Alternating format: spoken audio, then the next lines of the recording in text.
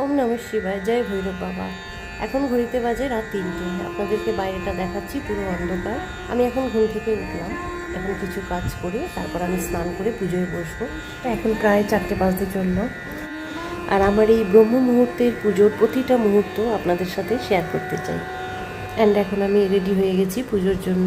আমি এখন পুজোয় বসলাম, এখন 4টে বাজে। আমি ব্রহ্ম মুহূর্তেই পুজো শুরু করি। হর হর মহাদেব, জয় ভৈরব। এখন আমার পুজোটা কমপ্লিট হলো, আর আমি পুরো শ্রাবণ মাস জুড়েই এই পুজোটা করি। অ্যাকচুয়ালি আমি শ্রাবণ মাসের আগে শুরু করেছি, আর আমার পুরো শ্রাবণ মাসটা জুড়ে চলবে এই পুজোটা। আর আমি এই টাইমে পুজো করি, এটা আমাকে একটা আলাদা মেন্টাল পিস দেয়, এটা বলতে পারি। আমি এভরি ইয়ারে শ্রাবণ মাসে ব্রহ্ম মুহূর্ত করে এই পুজোটা করি। শ্রাবণ মাস মানে মহাদেব ছাড়া কিচ্ছু বুঝি না। শ্রাবণ মাস মানে একটা আলাদা পাওয়ার, যেন মনে হয় খুব কাছে থেকে বাবাকে দেখছি, বাবাকে ফিল করছি। হর হর মহাদেব, জয় ভৈরব বাবা, জয় শ্রী মহাকাল।